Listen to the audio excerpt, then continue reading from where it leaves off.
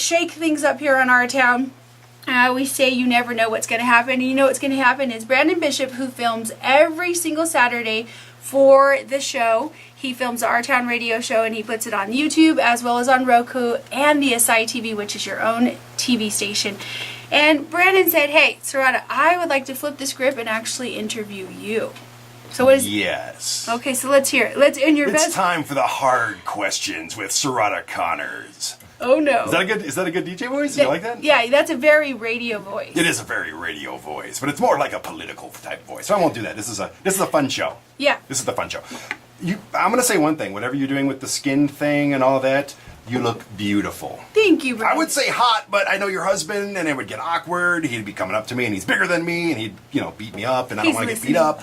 So he'd be like, calling my wife hot on the radio? Really, dude? No, I didn't do that, Travis. I didn't do that. I just said she looks beautiful, because she does. And I'm sure he tells you daily. Oh, thank you. Okay. So. It's working. This is the Colorado Dermatology Institute. Yes, absolutely. Whoever they are, they're wonderful. I may have this mug done, froze, and peeled, and whatever they do. Yeah, so, because I got to do something, because I'm getting ugly. No. But let's ask some questions. I have to ask some questions from you. Okay. You've been doing this for how many years now? Like 4, 5, 6, 10 years, something like that? So I started in 2009 with a show called The Radio Shopping Show on KVOR and AM 1300. And in 2012, it was bought by the former general manager of our stations. He was let go and decided he loved the Radio Shopping Show and took it off the stations. And that inspired me to create a community-focused show that gives airtime to the people that are doing big things in our town. And I wanted the name to be very generic, very general, so that I could feature, a little kid who has cancer, a professional singer, or an author, Olympic athlete. I just wanted to be able to be open to feature people in the community. So it was probably the best thing that ever happened that the show was bought, and I have had such great support.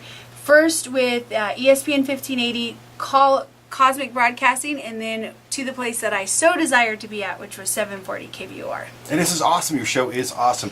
Now I want to ask you, in the entire time that you've done Our Town, just Our Town, I'm going to do a top 3 thing with you. I'm going to do a couple top 3 things with you, okay? First of all, the top 3 things, when you look back on your career here at Our Town, what are the top 3 things that you look back and you think in your head and you just start smiling ear to ear, nose to chin? Okay, so I would say every Saturday that I come in, I have my family waiting to go camping. I have my family waiting to go do things, and they're so patient and so loving. And my little boy, who's 5 years old, he says, Mommy's putting on her superhero cape and helping the people of our town. And I have to say, every Saturday that I leave here at 4:05, 4:15, I leave feeling 10 foot tall and bulletproof because of the responses I get from the guests. A lot of times, I say the man upstairs books the show because people can get booked out from a year to 6 months to 3 months. It's a long wait time, and the people that land on the calendar all somehow have a way to help each other. So there's been nonprofits trying to fundraise and a company looking to donate to a nonprofit. There's been just recently Lacey with her Alaskan-based fish company and the chef owner of Till Restaurant, and they left out there, and it just makes me so happy to see the impact immediately, not even like 2 weeks, 10 weeks, a year from now. It's immediately people being able to help each other. That would be number 1. Number 2 is when I get that email. Several months ago, I got an email from the former Colorado Springs fire chief. He owns several companies, and he was looking for a nonprofit to give back to, and he said that was so incredible with Adam's Warrior Buddy, and he emailed me and said, you have to put me in touch right now. I need to call them right now and set up a way so I can donate for my companies. So that would be number 2. Number 3, I would say it's a way to empower people. It's a way for me to keep my name out there, and it's just a lot of fun.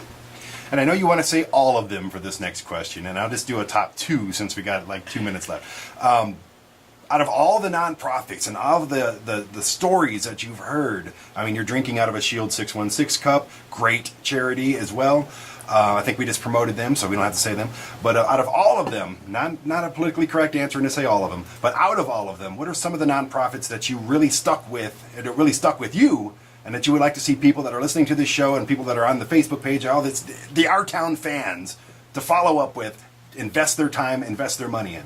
Okay, so when I started Our Town on 740 KWR, I was nominated for the Leukemia and Lymphoma Society's 2014 Woman of the Year, which included a ton of fundraising. So in a matter of 10 weeks, I fundraised for about $10,400.